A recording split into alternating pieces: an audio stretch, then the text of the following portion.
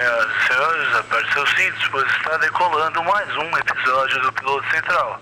Ladies and gentlemen, fasten your seatbelts, because in order to the process is take off. Tipo CQC, vamos começar tipo CQC. Lembra? Qual que é mesmo o nome dos bagulhos que tinham lá? É do Top 5. Música rolando. Gente, faz aí um. Vai, Vitor. Caramba, ajuda aí, mano. Quem tá no podcast, o Vitor tá bem empolgado, viu? Quem tá ouvindo aí no Spotify, no Deezer, o Vitor tá bem empolgado. Estou gravado ou estou aparecendo? Tá gravando, meu amigo, tá gravando a sua cara. Olha o Bruno estrumbando na guitarra. Estrumba, Bruno, estrumba, estrumba. Vai! Faz gritar, faz gritar. Ah, meu Deus, tá começando mais um Piloto Central, meu amigo. Seja bem-vindo a mais uma semana maluca. Joe Biden ou Donald Trump? Donald Trump parece que tá indo já nos becos, nos bares do sul dos Estados Unidos, choramingar, bebendo uma Budweiser, porque parece que vai dar Joe Biden nos Estados Unidos, meu amigo. Olha, quando o cara, quando o republicano é cortado pela Fox News, que é o canal mais republicano do país, significa que tem uma coisa muito errada com o cara. É muito errado, muito errada.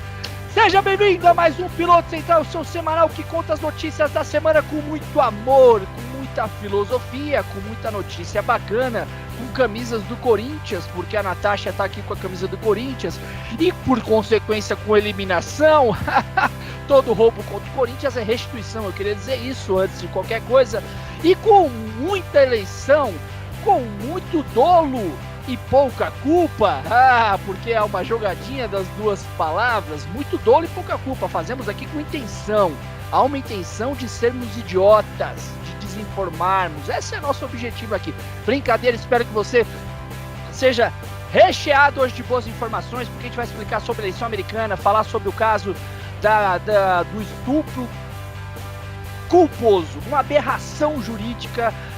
Vamos discutir também aqui muitas coisas legais e Covid. E se liga, porque eu sou Silas Lima! Eu sou o Bruno Moreira. Eu sou o Vitor Hugo. Meu Deus, fala. Quero ouvir, vem cá. E eu sou a Natasha Mendonça. Sobe a vinheta!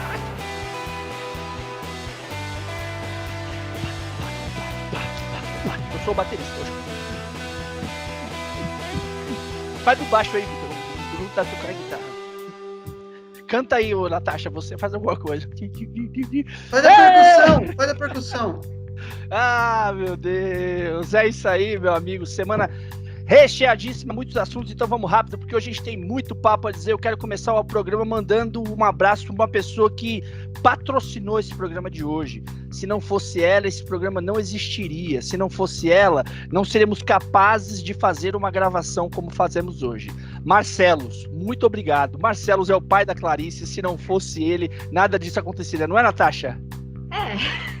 Obrigado, Marcelos. Ele tá tentando ajudar a gente, ele tá financeiramente, aportando a gente financeiramente, como um pai, como um verdadeiro pai ele tá fazendo aqui. Ele tá fazendo o papel dele, fazendo a filha dele dormir, mas sim. Uau, parabéns, Marcelos, um beijo. Ah, meu Deus. E nessa onda de abraços para nomes e eleição americana, ô Vitor, você tem algum abraço para dar hoje? Cara, eu queria mandar um abraço pra Geórgia, que nasceu, tadinha. Filha do Bananinha. Filho! Além do nome feio, agora ela vai ficar marcada, porque a Geórgia vai dar Biden. E tadinha, e ele achou que ia dar o Trump. Então se a gente manda um abraço pra Geórgia, a gente manda um abraço pro Washington. Um abraço pra onde? Pra Iowa. Diria o Rapa. E a Virgínia? E um abraço pra Virgínia, né? Um abraço. Ô Bruno, tem aí algum abraço que você quer mandar, assim, especial? Eu queria... Eu não conheço mais nenhum estado dos Estados Unidos que tem nome de pessoa, né? Não conheço nenhuma... amiga que chama... É New York, né? Uma amiga chamada Califórnia, né? Tem uma amiga minha que chama Cubatão. Não sei por quê. E o Walt Disney? Tem o Walt Disney, tem. Eu tenho um amigo que chamava Brooklyn. É como se ele aqui no Brasil, ele chamava Brooklyn, ele trabalhava comigo. Qual é o seu nome? Brooklyn. Eu falei, mano, se o seu nome fosse abrasileirado, o seu nome ia ser Paraisópolis. Entendeu? Qual é o seu nome? Paraisópolis. Qual é o seu nome? Jardim Ângela. O cara que chama Brooklyn é isso, porque o Brooklyn não é é um bairro periférico, hoje é um bairro assim, muito rico, né, mas é um bairro de origens periféricas da cidade de Nova York. Olha aqui, a gente aculturando o povo brasileiro com informações preciosíssimas sobre The New York City. Oh my gosh, oh my friends, a hug for you, for you, porque é no plural. Eu quero também pedir para que você vá nas nossas redes sociais, vai lá no nosso site, primeiro é www, e aí hoje eu vou falar como quem? Como o Dinho Ouro Preto. Vai lá, baralho, Dinho Ouro Preto falando, www.pilotocentral.com.br. É o Bruno é o nosso Dinho Ouro Preto, ele parece muito o Dinho Ouro Preto. Não sei se você já reparou nisso, cara. Bruno, canta aí, vai só chove pra gente. Canta aí. Ô Silas, eu não vou cantar, mas a sua imitação do Dinheiro Preto parece que você tá fazendo força, pegando um peso aqui, tentando falar assim, ó. Vai, baralho! Vai, baralho! Ai, caramba! Natasha, a música do Capital.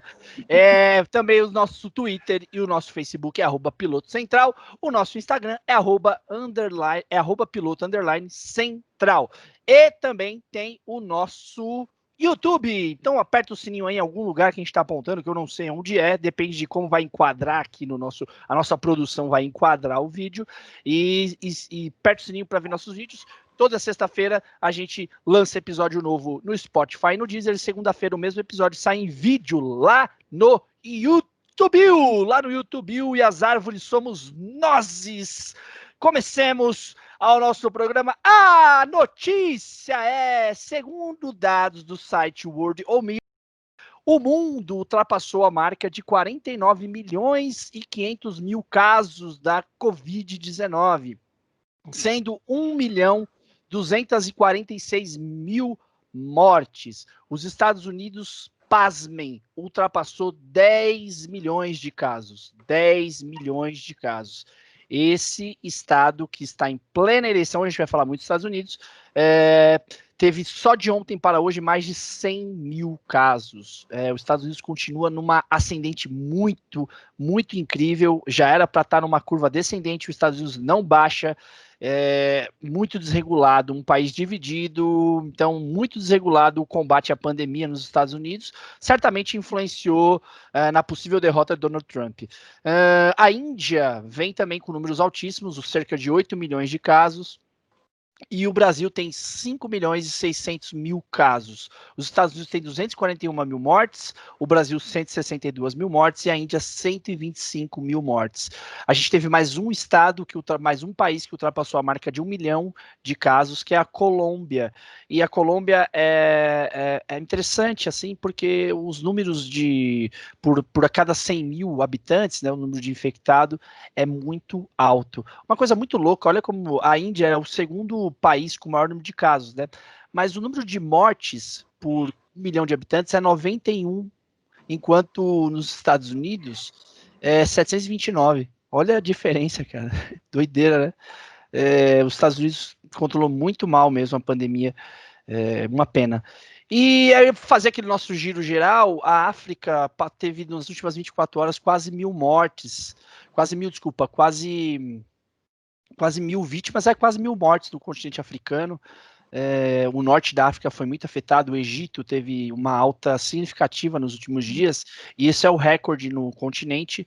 E então essa oscilação, a semana passada a gente falou que os números tinham caído, essa semana os números voltaram, a África está oscilando muito, passa relativamente bem, ela não passa bem porque tem perdido vidas, mas passa comparado aos outros continentes. A África controla muito bem a sua pandemia.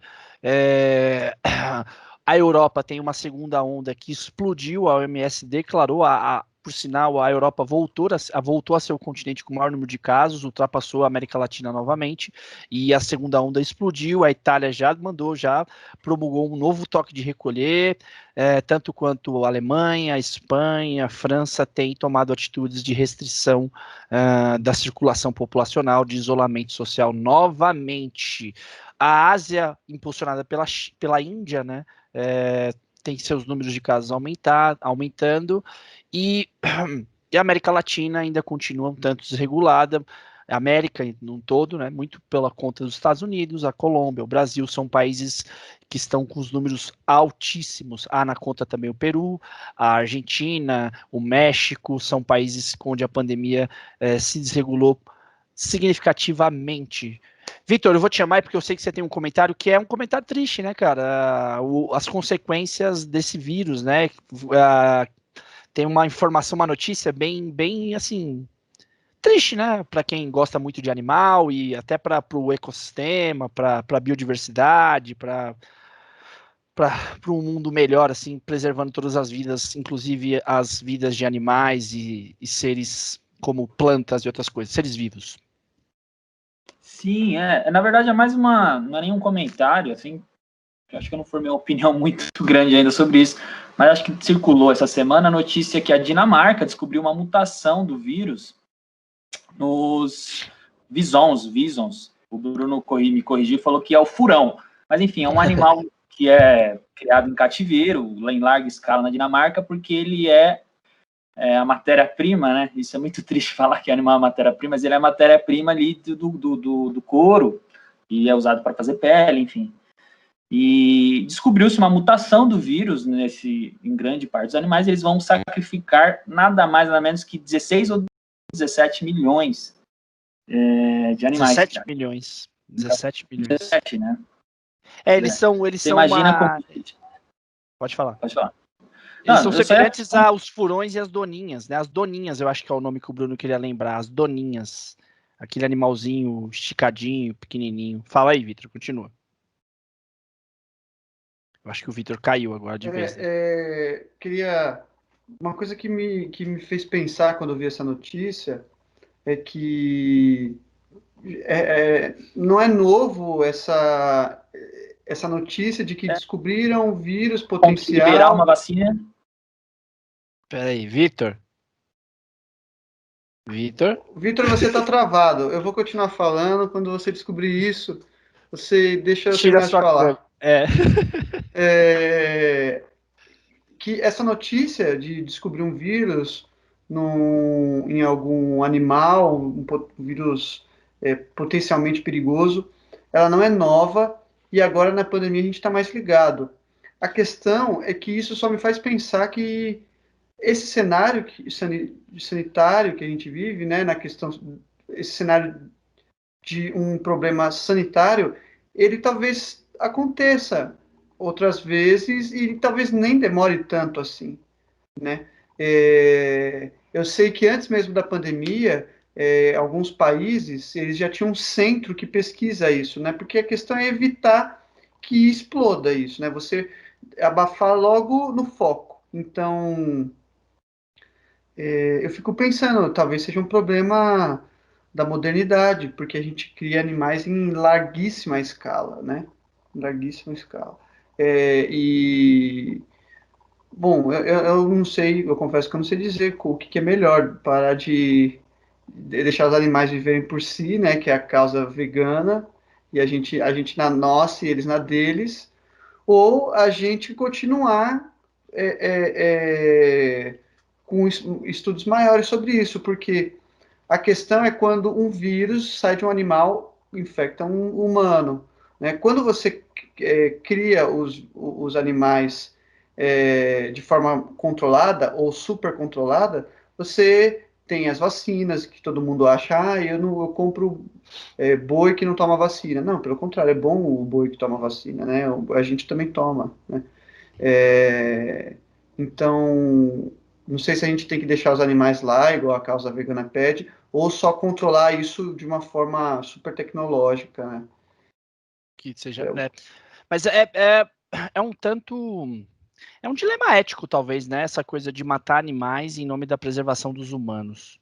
Não parece um pouco autoritário da parte dos humanos ter essa determinação? Eu não sei o que pensar assim a respeito disso, mas soa um dilema ético, assim, é uma decisão que não é simples, né? Tipo, de ser tomada. De fato não é, só que assim, tem alguns animais, inclusive, eles estão em extinção porque surgiu uma bactéria que só ataca esses animais, né? Assim como pode acontecer com vegetação também. Algumas vegetações entraram em extinção porque, claro que teve um aspecto, uma interferência humana, mas a gente possibilitou ali a criação de alguma bactéria ou alguma praga que só afeta aquela espécie, tanto de animal quanto de vegetal. A questão é que, quando a gente acaba com o problema logo na raiz, você evita que isso infecte outras, desculpa o linguajar, mas outras safras desse mesmo animal. Então a gente salvou as doninhas, essas, a gente se salvou as doninhas, desculpa, né? A gente matou as doninhas. A gente se salvou, mas talvez a gente salvou outras, a gente salva outras assim, né? Enfim. Eu não sei doido. dizer, não sei dizer. Porque eu não sei, Natasha, você também quer contribuir com o tema, mas soa um pouco a nossa prevalência sobre a natureza, como se a gente tivesse um domínio sobre ela acima do. A gente se põe em cima, a gente não faz isso com todos os animais? Pode ser. Eu acho que a gente acaba fazendo isso com todos os animais, assim. Até vocês trouxeram a questão da causa vegana. Eu acho que, a grosso modo, a gente se coloca acima o nosso bem-estar, a nossa alimentação, tudo nosso. Quando a gente desmata e não se preocupa com os biomas que nós estamos destruindo, quando a gente cria uma estrada onde passaria e você tira animais que viviam naquele bioma, daquele lugar onde você criou uma ponte, uma hidrelétrica, etc. Não é tudo a respeito da gente. Acho que é só mais uma atitude humana que prioriza o nosso bem-estar em detrimento do restante da natureza. Mas nesse contexto, você conseguiria criminalizar a ação humana? Tipo, no contexto eu tenho uma mutação genética do vírus que pode tirar a eficácia da vacina, qualquer vacina que saia da Covid, para proteger a gente do coronavírus. Você consegue crucificar a humanidade por essa ação? Ou essa ação, eu consigo enxergar assim, uma diferença, né? Eu concordo plenamente com você que a gente faz ações completamente desnecessárias. Mas o que eu queria discutir é válido a intervenção do humana, né? Eu digo humana, do Homo sapiens, sobre toda a natureza para sua preservação, e a sua preservação legítima. O que você acha, Bruno? Assim, é um conflito ético para você ou não? Assim, é uma coisa muito difícil. É aquela mesma história de, você está num trem desgovernado, você vai passar em cima de 10 jovens ou de 20 senhoras e senhores, né? O que você faria, né? O jovem que pode viver muito ou o senhor que não tem nada a ver com aquilo, ele está vivendo sua vida de boa. É um dilema muito difícil. Quando envolve vida, a gente perde os números, né? Mas e se fosse 10 jovens e 10 vacas? Então, tem um argumento que eu acho muito difícil, que é assim, uma vez eu conversei isso com uma professora, foi professora do Silas também, é professora de ética, que é assim, a Regina. Você teve aula com ela também, cara? Coincidência, a vida é uma coisa maluca, né? Demais, incrível aquela professora, né? Enfim, que é assim, se tá você, é um dilema meio absurdo, tá você num prédio pegando fogo e, sei lá, você por acidente colocou fogo ali e começou a pegar fogo em tudo. Você é uma pessoa jovem e rápida o suficiente para você sair e levar mais uma pessoa. A questão é que tem o seu filho, que está um pouco mais longe, numa sala mais longe, e um cachorro do seu lado. Você vai arriscar sair pegar o seu filho, ou você vai pegar o cachorro, que é uma vida e tem direito à vida, como qualquer ser vivo, nesse pensamento que a gente está, né? O cachorro ele é uma vida plena e tem um valor de vida, né? Você sabe que você pode pegar o cachorro e sair, ou você pode se arriscar um pouco mais para pegar seu filho. Se você escolhesse o cachorro, teoricamente, você podia estar certo, mas se você não escolher seu filho, você está cometendo um assassínio moral com você mesmo. Você está se assassinando moralmente, porque a ética, a gente não pode excluir, de uma certa forma, o Victor está me ligando, da ética, a gente não pode excluir alguns afetos que eles são muito importantes para a gente viver em sociedade, que é o compadecer com o outro, né, da mesma raça que a gente olha uma pessoa sofrer, a gente se manifesta contra aquela injustiça, né? Então, se a gente eu não estou dizendo que é errado você dar prioridade para o animal, porque ele é uma vida, mas a gente tem que tomar cuidado com os afetos que embasam a parte mais profunda da nossa moral e da nossa ética. Porque lá no fundo tem coisas que a razão não pode justificar a própria razão, né? Então você não pode racionalmente justificar que você está sendo moralmente racional ou racionalmente moral, entende? Nossa. Moralmente racional, racional. Eu entendi. Então, nesse sentido, salvar o filho era o que é eticamente correto, mais correto, vamos dizer assim, ou menos Então, mas a imoral. ética é feita pelos humanos, né? Sim, sim. Eticamente para os animais. Se existisse uma ética animal. É uma discussão bem difícil, mas confesso, se eu tivesse entre meu filho e um cachorro, eu iria salvar o meu filho. Depende, o cachorro é seu? É claro que Também, você vai... entre meu filho e meu cachorro. Você vai tentar salvar os dois. Digo como mãe de filha, de uma filha neném e dos gatos, assim. Se eu tivesse que escolher entre eles, é claro que é um peso muito maior, né? Porque eu nutri, gerei, enfim. Mas se eu não salvasse os gatos, eu também ia ficar carregando isso. Entende? Porque quem tem bicho em casa, o bicho se torna família, cara. Então é muito diferente. Mas sobre o caso dos bichinhos que foram sacrificados para não prejudicar o desenvolvimento da vacina, é uma decisão muito difícil, né? Mas a gente está falando de, digamos que na sociedade, assim, a gente tem na cadeia, no mundo animal, os predadores. Nós somos os predadores da natureza e dos animais.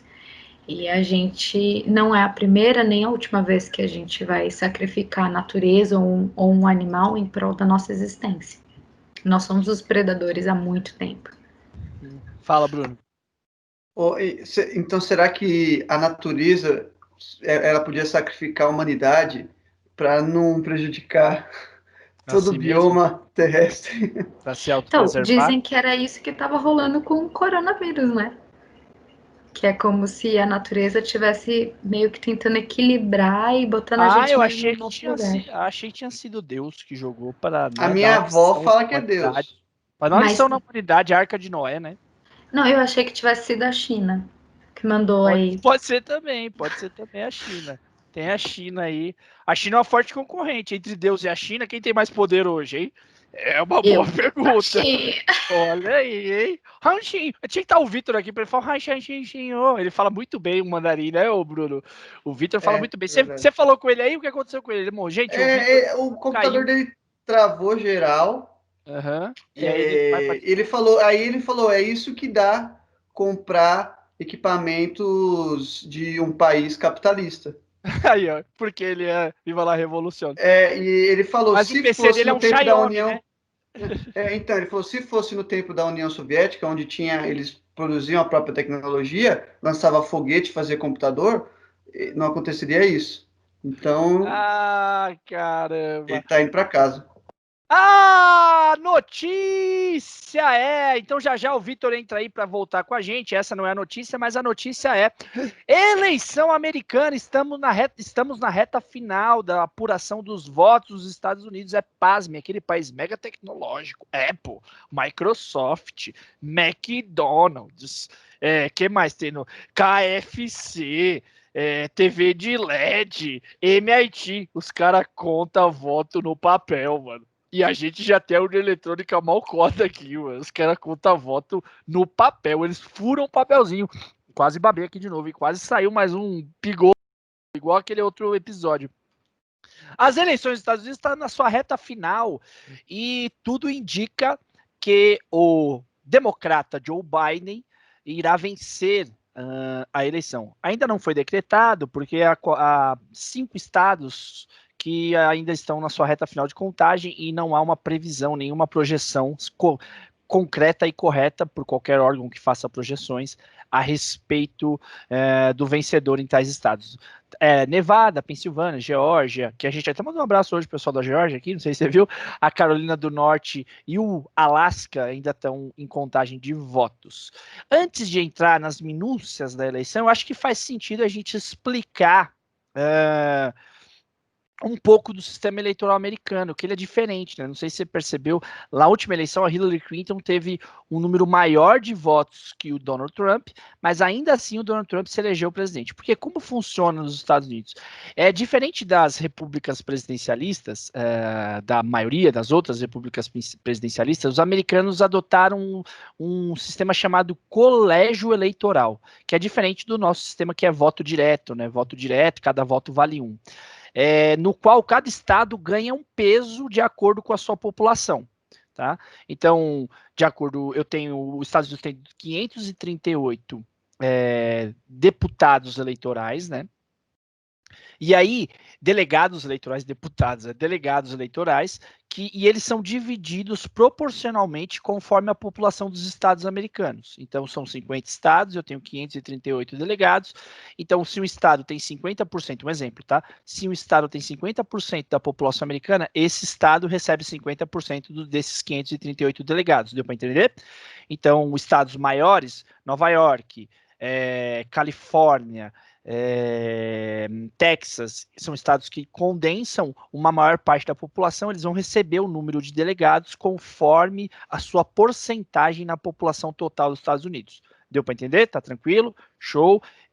Beleza, o pessoal que está dando joinha, então dando para entender. Então é assim, eu vou lá nesse estado, o estado de Nova York, ele tem 29 delegados, ok? Se eu vencer no estado de Nova York, se eu estou disputando contra o Bruno, eu venço por um voto, eu tenho 10 votos, o Bruno 9, eu levo os 29 delegados. Mesmo que eu tenha 20 votos e o Bruno nenhum. Então, pouco importa a distância que eu venci o Bruno, ele tá fazendo as contas aqui, para quem tá vendo no YouTube, isso é bem interessante, ele tá com uma certa dificuldade, porque ele só tem 10 dedos e eu tô dando exemplo com 20 unidades. Aí fica um pouco difícil para ele. Então, não importa a diferença entre eu e o Bruno, não importa a diferença entre o Joe Biden e o Donald Trump no estado de Nova York. Seja ela de 10 milhões de votos ou de 100 votos, os 29 delegados vão para o vencedor, ok? Então pode ocorrer de no estado de Nova York o Joe Biden levar todos os votos da população, ter mais de 10 milhões de votos acima do Donald Trump, mas o Donald Trump ganhar em todos os outros estados e levar o maior número de delegados. Então, como são 538 delegados, aquele que alcançar 270 primeiro, que é mais do que a metade, leva a eleição. E nesse instante, segundo as projeções dos órgãos de imprensa, o Joe Biden tem 264 pontos, enquanto o Donald Trump tem 214. E aí você tem 5 estados para contar, mas o estado da Pensilvânia, o estado de Michigan e da Geórgia, eles têm mais de 10 delegados. Então ainda há uma chance do Donald Trump virar a situação. Muito remota, porque até esses estados, que geralmente eram estados que sempre votou no Partido Republicano, esses estados como Michigan e a Pensilvânia e a Geórgia, que eram redutos republicanos do partido do Donald Trump, eles mudaram esse ano e quem está ganhando nesses estados é o Joe Biden. Então a chance de Joe Biden ser eleito novo presidente americano é muito alta. acho que deu para entender a diferença, né? Então, enquanto no Brasil o voto é absoluto, nos Estados Unidos o voto é tipo uma eleição interna em cada estado, e aí quem ganha naquele estado leva o número de delegados, esse número de delegados é uma proporção medida mediante ao número de população que tem aquele estado no montante do país. E aí, o Donald Trump está fazendo algum caos ali, né? Ele quer promover um caos, dizendo que ele está sendo roubado, porque esse ano, devido à pandemia, os Estados Unidos têm um sistema eleitoral que permite a votação por correio, então muita gente deixou de ir até lá o reduto eleitoral, vamos supor, até a urna, por mais que não seja eletrônica, eles vão até lá uma casa, onde você pode, um local oficial, onde você faz a votação. Muita gente optou por enviar uma carta pelo correio, e essa carta chega até os centros de apurações de seus estados, e aí você contabiliza da mesma forma. Por isso que está demorando a votação. A eleição terminou no dia 3, e até hoje a gente não tem o resultado final, porque eles estão contando voto a voto. Uma pessoa contando, a pessoa fez um xizinho aqui no Joe Biden, hein? Acho que é um ponto pro John Biden. Se ela rasurar, perdeu. Rasurou, isso aqui é um voto inválido. Rasurou, ferrou. E aí, Bruno, esse cenário é um cenário animador? E aí, qual a sua previsão? O que você tem a dizer? A democracia americana é uma democracia diferente, mas ainda assim é democrático, né? Eu acho que toda democracia, é muito difícil você encontrar democracias iguais, porque a democracia, ela, apesar de ela ser a base desses modelos de sociedade, ela precisa se adaptar às culturas, né? E às vezes até a geografia, porque não? É bem comum isso acontecer, né? A gente tem países que têm, como na Itália, você tem o Ministério das Águas, uma democracia que precisa do Ministério das Águas, porque tem algumas cidades, como Veneza, que ficam abaixo do nível da água. Olha que loucura. Veneza. Veneza. Saudade de ir para Veneza, né, de novo. Saudade do que eu ainda não vivi. Saudade de ir para Veneza de novo. Moleque. Meu Deus. Bela Veneza. Batido!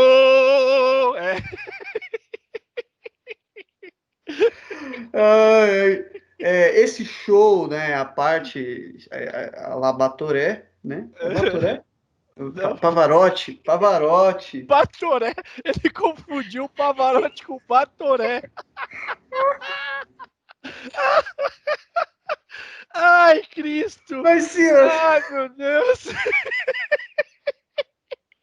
Ele confundiu o Pavarotti com o Batoré, mano. O Batoré da praça é o Casalberto. Não, mas Batoré é um outro personagem também, né? Não, Mais pô. antigo. Batoré é o personagem da música clássica? Caramba, Não. É da Praça é Enfim. Nossa, pô, o Batoré. Independente disso, o adolescente não vai conhecer nenhum dos dois. Nem o Pavarotti, nem o Batoré. Né? Entendi. Continua seu raciocínio. Bom, o que eu quero dizer, o que eu acho de tudo isso, é como, ainda mais nos Estados Unidos, que tem instituições muito antigas, né? Foi um país que teve a Constituição, que dura muito tempo, né? A Constituição deles tem mais de, acho que 200 anos, mais de 200 anos. E então é um país com estruturas muito antigas, e para elas durarem tanto, elas precisam de ser sólidas, elas precisam ser robustas e sólidas. E por mais sólidas que são, você pode vir com o martelo do discurso e atacar essas colunas, né? E a democracia, ela sempre precisa se sustentar em instituições, né? Ou em uma história, ou às vezes na própria cultura, né? Como no caso da República para os romanos, né? A República Romana era sustentada na cultura. Enfim, nos Estados Unidos, essa história da democracia, ela é bem antiga, né? Aqui no Brasil, a democracia é recente, tem um pouquinho mais que 20 anos. Nos Estados Unidos, ela é muito antiga. O que isso implica para umas eleições dessa tão caótica, que isso pode fragilizar essas colunas. Eu não acho que uma eleição, por mais caótica que seja, porque contou voto ali, o fulano é esquecido, esqueceu de contar o voto, o fulano tropeçou, misturou todas as cartilhas, vai ter que recontar tudo. Eu acho que essas coisas, que por mais que demore, que nos Estados Unidos, eu acho que só vai terminar em janeiro, salvo engano, né? Alguns estados vão contar até o final do ano ainda. É sério. E por mais que seja caótica, eu acho que não tem problema para a democracia. O problema é quando você começa a atacar a base, assim, ali, o fundamento dessa coluna, que é o que eu acho que o Trump está fazendo. Quando ele questiona a instituição a instituição mãe, que é a própria carta, né, da democracia, ele está colocando em xeque tudo isso. Quando ele fala, agora eu explico melhor, quando ele fala, eu acho que eu já ganhei, porque os votos assim, assim, assim, que são os votos válidos, eu já ganhei, pronto. Ele está questionando a contagem de cada voto, de cada estado, né, a contagem de cada estado, e com isso ele questiona o sistema que faz funcionar a democracia. Ou seja, ele está questionando a instituição que é chamada democracia nos Estados Unidos. Isso é um problemão. Muitos conservadores votam no Trump, sendo que você questionar a instituição democracia é a coisa mais anticonservadora que existe, porque os conservadores, eles acreditam nas instituições. Eles acham que as instituições, elas devem ser salvas assim, a custo de muitas, muitas coisas, né? Porque as instituições mais antigas, elas carregam a história, e para o conservador, esse acúmulo histórico que é importante. Então, não há nada de mais anticonservador do que o Trump está fazendo, de questionar a instituição chamada democracia. É isso que ele está questionando quando ele fala, eu já ganhei, dane-se o que a gente está acostumado a fazer há 200 anos. Então, na minha opinião, ele está querendo colocar em xeque esse sistema mesmo, democrático, né? Esse sistema institucional. Isso é bem interessante. Ná, quer fazer algum comentário? Fica à vontade. É engraçado quando ele questiona, e no discurso dele, que ele foi interrompido, ele também elogia, né? Porque acho que eles estão elegendo senadores, eu acho que é isso, né, junto. Senadores, deputados para a Câmara. E aí ele elogia as pessoas que já foram eleitas. Então, como é que você questiona? Você tá todo mundo votando na mesma cédula ali, meu amor. Como é que você questiona? Então, assim, é fraudado para um, mas para o outro tá maravilha, pessoal. Parabéns, estão votando do jeito que eu quero.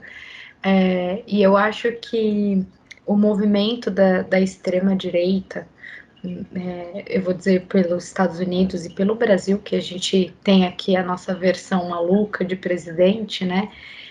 Eles questionam instituições mesmo, que é para enfraquecer a democracia. Então, eu acho que o Trump, na verdade, está dando uma prévia do que vai ser a nossa eleição de 2022, né? Que mesmo ganhando a última eleição, o Bolsonaro já questionou a última eleição. Então, assim, faz parte do processo deles, da extrema-direita, colocar em xeque essas instituições que, como o Bruno disse, existem há muito tempo. Então, você coloca em xeque uma coisa, e aí agora rola até um papo de o Trump dizer que vai se recusar a sair da Casa Branca no próximo ano. Tipo, amado, você tá quantos anos você tem, sabe? Que isso, gente? É meio surreal, eles colocam num nível de surrealidade, e aí no meio da eleição ele pede para as pessoas irem protestar e parar a contagem de voto. Que democracia é essa? Que o cara instiga os eleitores aí, e eleitor do Trump é tudo o quê? Eleitor armado, né? Como que você fica instigando o povo a ir parar a contagem de voto? Que democracia é essa, né? Que eles chegam lá pela democracia e depois querem ruir com a estrutura democrática. Isso é bem interessante. Primeiro porque não é nada republicano, né? A ideia do da ideia republicana, né, o governo onde o povo, a opinião do povo é soberana, né? Então, quem é republicano é aquele que aceita a opinião do povo. Então, você tem a origem jurídica do termo é nessa, né? O significado jurídico do termo tá baseado nisso, né? Forma de governo no qual a opinião do povo é soberana. Então, e aí você tem a representatividade, então não faz nenhum sentido. E é muito extremista, porque inclusive o Partido Republicano está maciçamente, né, a maior parte do Partido Republicano está contra qualquer intervenção que o Donald Trump tente promover a contagem dos votos, né? Porque o que está acontecendo? Como os democratas que se preservaram mais na pandemia decidiram votar pelos Correios, e os republicanos, seguindo a onda do presidente Donald Trump, fizeram pouco caso, os republicanos foram até as urnas, né, e votaram nas suas cédulas direto na urna, então a contagem era imediata. Enquanto os democratas que enviaram suas cartas pelo correio, a maioria dessas cartas demorariam para chegar, inclusive após o dia da eleição. Porque imagina, você tinha até o dia 3 para votar. Você vai no correio e volta dia 3, a sua carta só vai chegar no dia seguinte, ou 2 dias após, ou 3 dias após. E aí aconteceu um efeito chamado miragem vermelha. No início da apuração dos votos, nesses estados que teve muito voto por correio, o Trump apareceu na frente no início. E agora que está chegando as cartas com os votos totais vindos pelos correios, o Joe Biden tomou a frente, tomou posição, né? Tomou a posição do Donald Trump. E aí o Donald Trump está dizendo que esses votos são inválidos, eles não servem para nada, eles são votos que não são... ele diz que não são os votos legais, né? Porque chegaram depois do dia da votação e tudo mais. Então ele não foi republicano, ele não está sendo republicano por aceitar a opinião do povo, ao mesmo passo que ele também não é um cara... Ô, Vitor, você já chegou causando aí, viu, cara? Já baixa aí o seu som aí, cara, que chegou estrombando tudo. E, além do mais, ele tem Ele estressa de tal forma a democracia que foi como o Bruno disse, a gente pode falar o que for dos Estados Unidos, eu tenho muitas ressalvas às políticas americanas, mas um dos orgulhos do jeito de se viver americano, né? Um dos orgulhos do país, do seu patriotismo, inclusive, como o Bruno disse, inclusive os conservadores, é a confiança em suas instituições, porque a democracia americana ela não é apenas um sistema político, ela é uma tradição, e não há nada mais defendido fervorosamente por um conservador do que a tradição. E aí a tradição de ser a democracia que tem mais de 230 anos, porque a primeira eleição foi em 1789, a primeira eleição para presidente, e ela nunca foi interrompida. O Brasil teve um período democrático no início do século passado, e aí foi rompido pela ditadura Vargas, depois pela ditadura militar, e a gente está na democracia de novo há 20 anos. Os Estados Unidos não, os Estados Unidos são 200 anos. Isso é um orgulho, isso é um símbolo que denota que os Estados Unidos é um país melhor do que os outros. E o capitalismo e a democracia são as defesas incontestáveis. O capitalismo nos Estados Unidos não é discutido. O socialista lá é o cara que quer fazer alguma intervenção na economia, ele não quer derrubar o Estado. É o Bernie Sanders, que fala assim, ó, a gente só não pode deixar uma empresa quebrar o país. Esse é o comunista americano. Mas ele é a favor da livre iniciativa e tudo mais. Então, me parece, e aí eu tenho que fazer um elogio, que me parece que um país que sobrevive a Donald Trump, e se o Brasil sobreviver a Bolsonaro, as suas instituições são fortes. Elas passaram pelo extremo estresse das suas linhas democráticas, porque o Trump faz isso. Se os Estados Unidos conseguir passar por essa tentativa caótica do Donald Trump de contestar o resultado eleitoral sem prova, os Estados Unidos vai comprovar que ele é assim um país, você pode concordar ou não com as suas instituições, com o seu modo de ser, pouco importa, apesar que quem já comeu o Mac Cheddar não pode negar os Estados Unidos, meu amigo, quem comeu o Big Mac, repensa a sua vida, pô, pelo amor de Deus. Mas se os Estados Unidos passar por isso, de fato eles vão comprovar que eles possuem instituições que garantem o seu modo de viver. Não estou dizendo se elas são boas ou más, mas que são sólidas. Isso eu afirmo. Posso aproveitar que o Vitor voltou e fazer um questionamento aqui? Faça. Quando você traz uma forma de pensamento que questiona as instituições, que questiona a democracia, eles não estão fazendo o que eles criticam quando eles criticam comunistas, socialistas, teoricamente, a ideia do comunismo é romper com o que existe, né? Então, por exemplo, quando o Bolsonaro critica o STF, em outra medida, e aí eu aproveito que eu sei que Vitor gosta deste assunto, então me ajude, me corrija, né? Em outra medida, o comunismo também questionaria o STF, não cabe as instituições que estão estabelecidas. Então, eles criticam uma coisa, né, essa extrema-direita, e eles tomam para eles umas coisas que, na verdade, são de quem está falando do outro lado, questionando, né? Você fica, é isso, daí não é seu não, volta aqui, esse discurso não é teu, lindo, o que é isso? Deixa eu provocar Ou aqui, não. Natasha, a Eu partir tô disso. tentando. Você está dizendo, então, que o Bolsonaro e o Trump são bem parecidos com o Nicolás Maduro? Comigo não morreu? Vitor? Essa aí é a famosa e falsa, eu sei que foi mais um questionamento do que uma afirmação, mas uma teoria da ferradura, né? Que talvez o Silas concorde, eu discordo totalmente, que é quando os opostos se encontram. Que você tem uma linha reta e a ferradura faz com que o centro é o que se abstém ali, que teoricamente tem a moralidade, e os extremos se aproximam. Que eu discordo totalmente. Mas voltando para os Estados Unidos, primeiro eu pedi desculpa aí, galera. Meu computador deu a famosa tela azul. Se fosse um computador Xiaomi, não ia dar, mas é Microsoft, deu isso aí. O Bruno falou exatamente isso. Eu falei assim, ó. O Vitor vai dizer exatamente isso. O Bruno me conhece. Fala aí. Ai, meu Deus. Então, mas eu acho que eu vou tentar fazer uma fala, tentar fazer um panorama, trazer um panorama um pouco histórico e tentar chegar porque o que acontece hoje nos Estados Unidos, né? De fato, essa esquerda, ela se perdeu. A oposição, o bipartidarismo, ele está entre um centro, uma centro-direita e uma extrema-direita. A esquerda lá, ela é totalmente desacreditada.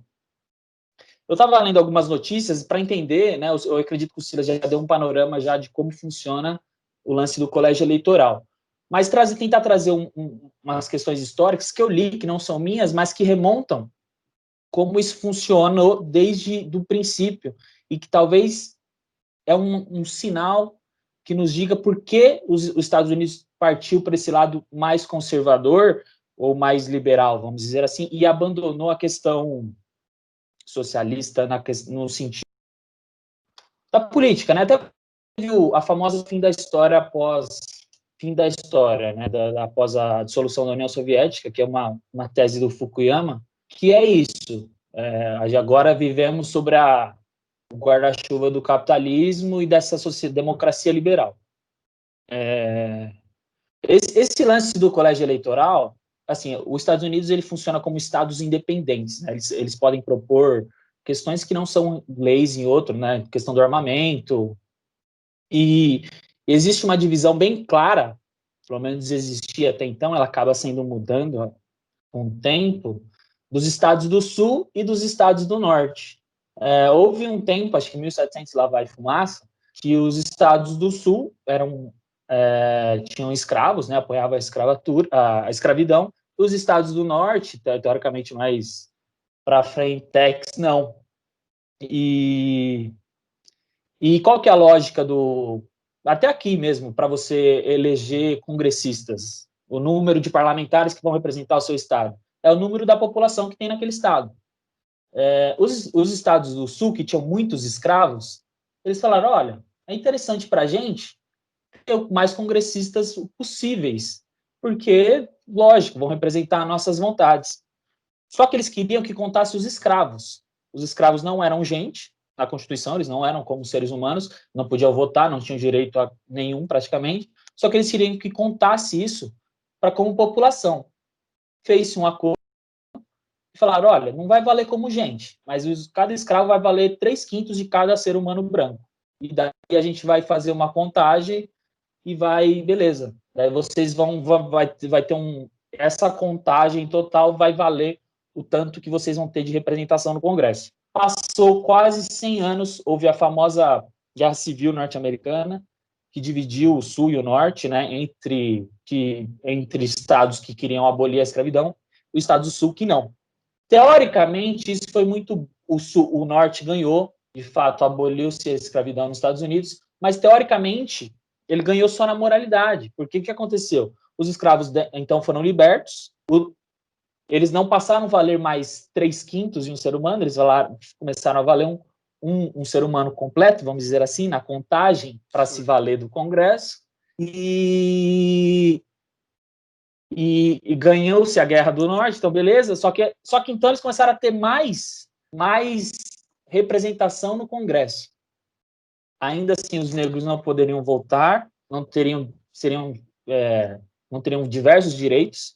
Isso aconteceu até os anos 60, né? Isso está na indústria do cinema, muito bem contada, nos livros de história, com a luta dos Panteras Negras, do Martin Luther King.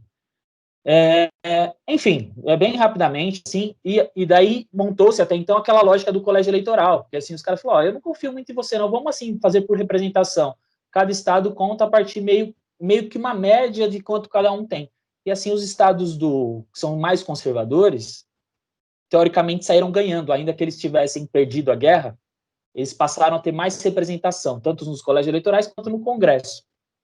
E essa tradição mais conservadora dos estados do Sul, vamos dizer assim, eu acho que ela é perceptível até os dias atuais. Né? Não à toa, teve as leis do Jim Crow, que chama, que é o que eu comentei agora, que era um sistema de apartheid que perdurou até os anos 60. E com mais representação dos colégios eleitorais, de alguma forma, me parece, e daí é bem no acheísmo mesmo, que essa tradição conservadora, liberal, ela foi trazendo todo o espectro político americano mais para a direita.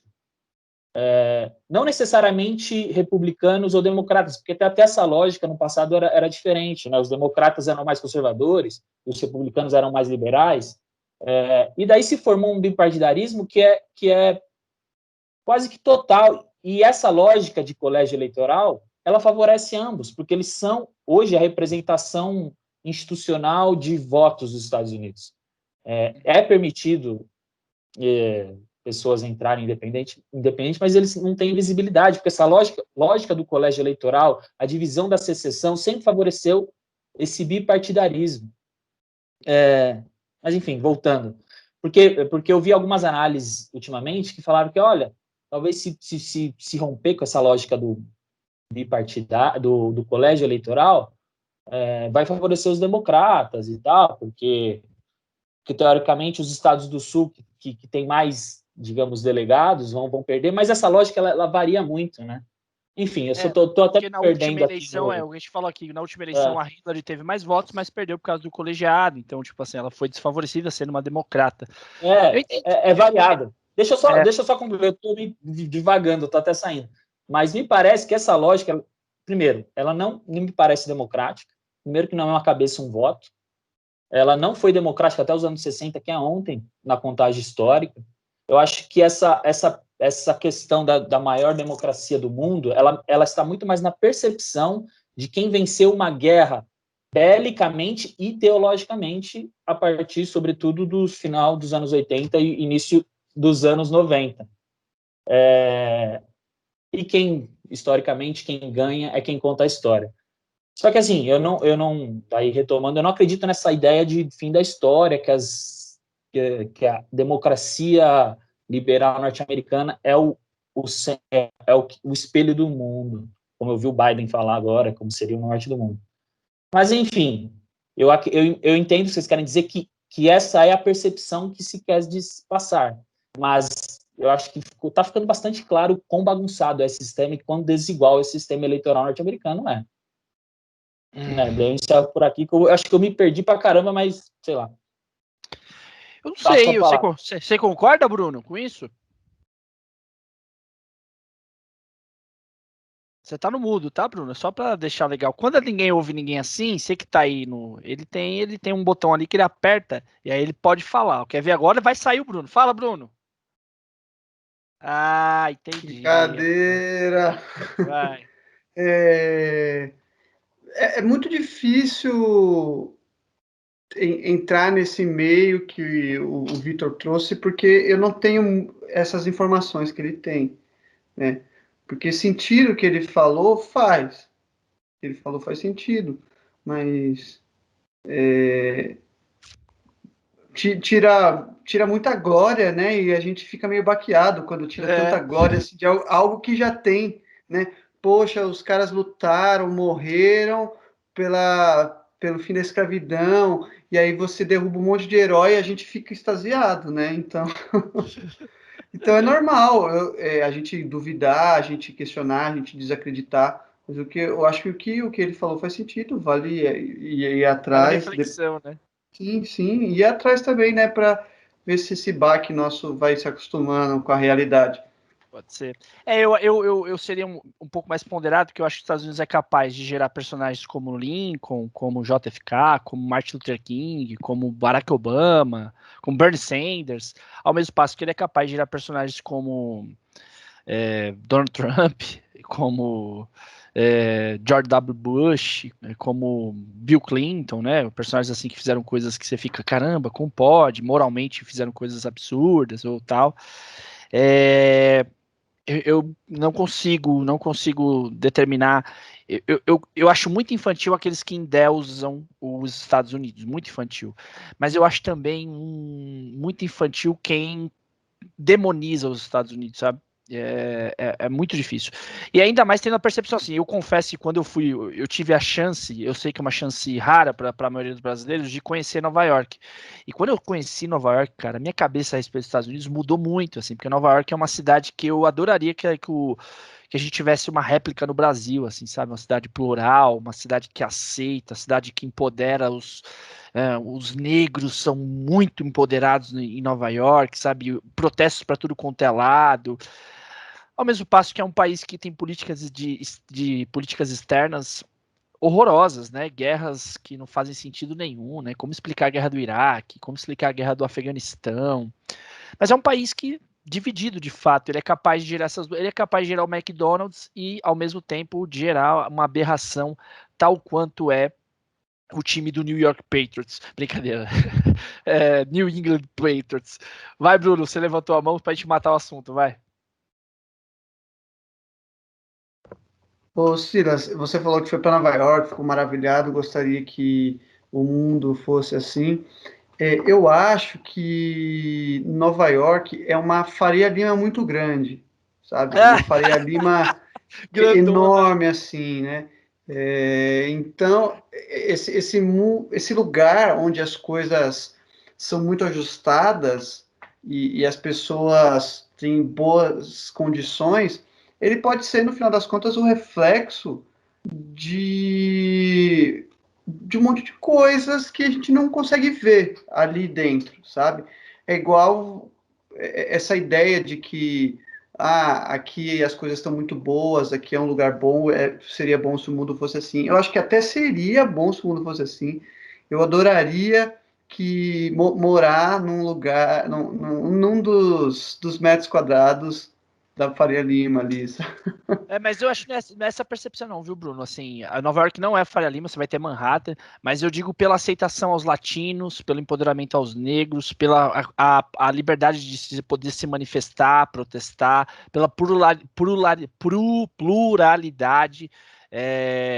Eu nem digo, assim, não é uma cidade bonita nesse sentido. A Faria Lima é mais bonita que Nova York. Nova York tem beco sujo, sabe? Mas é uma cidade receptiva, sabe? É uma cidade extremamente cosmopolita. O metrô, ele inclui a língua hispânica, ele é todo em inglês e espanhol, ele aceitou a comunidade latina, ela compreende isso, né? É um reduto democrata que tem mais facilidade de aceitar isso, e é nesse sentido isso que me encantou, né? Eu fui no Harlem, um bairro todo assim, cheio de hispânico, muita gente falando espanhol, e não há nenhum crime, assim, né? Os americanos de Nova York não sentem, a sua maioria, né? Não se sentem incomodados com isso, eles recebem, né, como parte do seu povo. Nesse sentido, eu quis dizer, mas a Faria Lima é mais bonita até, sabia? Em alguns lugares, tirando ali, agora eu vou falar da Quinta Avenida, ali oh my gosh, Wall Street Journal, ao mesmo tempo que tem a Trump Tower, né, mano? Que absurdo, né? notícia é... Ai, ai. Foi cunhado essa semana, mediante a um caso que ganhou destaque na mídia, o termo estupro culposo. Utilizado, esse termo foi um termo que repercutiu mediante a uma reportagem do site The Intercept, relatando o caso Ferrer. A Mari Ferrer é uma influencer hoje, né, uma jovem que alega ter sido estuprada num clube em Florianópolis pelo empresário André Aranha. Ela fez a denúncia de que ela era virgem e foi estuprada pelo André Aranha, e durante o julgamento a gente viu cenas horrorosas de humilhação a Mari Ferrer, né? Eu não sei se vocês chegaram a ver a imagem, mas durante o julgamento, o advogado de acusação, que é o senhor o advogado de defesa, Cláudio Gastão, que é o advogado que defende o acusado, que é o André Aranha, ele foi muito agressivo com a garota, ele postou fotos dela, ele mostrou fotos dela no julgamento, ele disse que ela estava mentindo a respeito da sua virgindade, e o juiz do caso ficou muito impassivo, em nenhum momento recriminou a atitude do advogado, e isso gerou uma comoção a ponto do próprio Gilmar Mendes fazer uma menção, vou abrir aspas aqui para o Gilmar Mendes, e ó, para o Gilmar Mendes fazer uma menção querendo defender alguém, que ele sabe como é o Gilmar Mendes, né? Ele falou assim, as cenas da audiência da Mariana Ferrer são estarrecedoras. O sistema de justiça deve ser instrumento de acolhimento, jamais de tortura e humilhação. Então, uma das falas do advogado foi: peço a Deus que meu filho não encontre uma mulher que nem você. Ele fala, vou abrir aspas de novo, ele fala: é seu ganha-pão? É arruinar a vida dos outros? Como você pode manipular essa história de virgem? E aí ela começou a chorar, né, a Mari Ferrer, e ela vou abrir aspas para elas, que ela pediu ao juiz, o juiz falou: você quer tirar um tempo? Porque ela começou a chorar, porque estava sendo humilhada durante o julgamento, e ela disse: eu gostaria de respeito, doutor excelentíssimo, estou implorando por um respeito mínimo, nem os acusados, nem os assassinos são tratados como estou sendo tratada nesse momento. Beleza, já dei o contexto, e eu também queria que o Bruno explicasse da onde se cunhou o termo estupro culposo, e fazer a distinção, né? Porque parece que quando eu falo estupro culposo, parece que tem culpa, que tem intenção, mas não, é o inverso, né? A culpa não é intencional e o dolo é intencional. Aí se você puder explicar isso, Bruno, depois que você explicar, porque você tem até a fala do promotor, né? A defesa do promotor, que dá a entender, ele não chega a usar o termo estupro culposo, mas ele traz uma ideia jurídica que dá a entender isso, que o The Intercept interpreta assim, e aí a gente passa para a Natasha poder falar sobre o caso. Pode ser, Brunão? Pode ser. O que eu trouxe aqui, e que meu computador está bem igual ao do Victor, e ele está agora uma tela toda branca aqui carregando o arquivo. Mas o que eu trouxe é a leitura do processo, né? Eu não li o processo inteiro, porque são 51 páginas, mas se você entra lá se você pesquisar aí, né? Terceira Vara Criminal Comarca da Capital do Estado de Santa Catarina, e digitar Mariana Ferreira, né? Mariana Ferrer, eu acho que é o nome que ela usa nas redes sociais. Mari Ferrer, Se quiser, eu leio aqui, tá, Bruno? Eu falo aqui também, se tiver ruim aí. Porque ruim não, aí? Eu já encontrei aqui, viu? Tá bom, pode falar. Se você procurar desse jeito que eu falei, você encontra o documento, e bom, eu li aqui umas 25 páginas, por aí, um pouquinho mais. O Bruno leu 25 páginas de um julgamento. O Bruno é nosso melhor garoto aqui, mano. Uma salva de palma para Bruno, por favor, que ele merece. Meu Deus, vai, Bruno. Fala, Vitor. O Vitor falou alguma coisa. Ele aplaudiu. Você ia bater palmas, ó. Não, mas isso aqui é aquele dia que ontem eu comi uma feijoada, né? E aí você sabe que logo de manhãzinha a feijoada ela avisa a mãe natureza. Eu entendi. Ela faz seus efeitos, né? A gente tem aquela conversa com a mãe natureza que aquele chamado que quando ela chama não tem como você negar. Ô, Bruno, eu achei que era pela informação acurada que você tinha feito isso. Se fosse pela informação, eu via pelo WhatsApp, entendeu? Agora, É muito mais confiável. Vai lá. porque assim, no meu banheiro não pega o Wi-Fi. Então eu só tinha isso no celular, fiquei lendo, era feijoada completona de ontem, né? Era feijoada de quarta-feira, olha só como o É a negócio tava feijoada nervoso. cascão. Eu não sei o que significa, mas eu vou usar porque tem não a música aí. Vai. Vai Era lá. feijoada de quarta que já estava aqui fermentando, pá, foi aquela coisa demorada e durou aqui umas 28 páginas. Posso só E, pedir a palavra um minuto? fala Porque lá, se você falou feijoada cascão, Não é feijoada, né? é goiabada. goiabada, não é? É É goiabada. goiabada, cascão. Mas tá. Ô, você não tava aqui, o Bruno Tá. confundiu o Batoré. O Bruno confundiu o Batoré com o Pavarotti. Pavarotti. Vai. Uau. Depois você assiste. Aí qual a questão aqui, gente, que eu acho que gerou toda essa polêmica desse neologismo aí, que é estrupo culposo. Estrupo culposo, estritamente falando, esse tipo de enquadramento, ele não pode, ele não existe, né? Não é lógico, porque no Código Penal, você só pode enquadrar como culposo eu não lembro muito bem agora, então não vou arriscar explicar isso, porque eu não manjo de Código Penal, tá? Mas, enfim, não existe isso, né? Não tem como você declarar estupro como culposo. Eu acho que é quando é crime bárbaro, quando é algum crime assim não tem como ser culposo, enfim. Qual que é a questão do julgamento? O advogado do acusado, que é o Aranha, o advogado do Aranha, ele usa a seguinte argumentação: quando a gente tem um caso de uma criança menor de 14 anos ou alguém com problemas mentais e essa pessoa ela teve ato sexual com alguém, é estupro e não tem como ser culposo. É estupro e ponto. Mesmo que a criança tenha 14 anos e foi com o consentimento dela. É estupro e não tem como ser culposo. Mas a lei tem uma brecha e é aí que os advogados gostam de agir. Os mais criativos gostam de agir nessas brechas. E quais são essas brechas? O erro de tipo. E esse foi o termo usado, o erro de tipo, que é quando a criança lá tem 14 anos e a pessoa que consuma o ato sexual com ela não tem o conhecimento, seja porque ele não teve como saber, seja porque ele foi enganado e não contou, mentiu para ele, enfim. Ele consuma o ato sexual, ou seja, ela tem 14 anos para baixo, automaticamente é estupro, com consentimento ou não, mas se a pessoa não sabia, é caracterizado como erro de tipo. Aí vai entender por que deram esse nome, tá?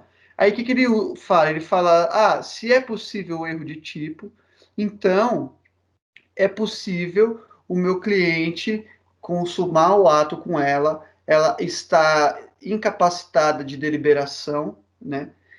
E ele não saber disso, ele não percebe, ele acaba, as circunstâncias enganam ele, sei lá. E ele não queria isso, pai. Ele achava que ela estava consentindo porque ela não falou nada. Ela não falou nada, então ela podia, nem que sim, nem que não. Nem que não sim, né? É essa história aí para explicar, mais ou menos. Só para fazer aqui a fala da culpa e não culpa, entre explicar isso, existe o dolo e existe a culpa, tá? O dolo é quando você tem a intenção de fazer algo. A culpa é quando acontece quando você não tem intenção e mesmo assim o faz. Então existe o homicídio culposo. É quando você está dirigindo o carro e você atropela alguém que bateu no acidente e alguém morreu. Se você for declarado como o causador do acidente, você pode ser indiciado como alguém que cometeu um homicídio culposo, sem a intenção de matar o outro, mas a consequência da sua irresponsabilidade foi a morte do outro. O doloso é aquele com intenção.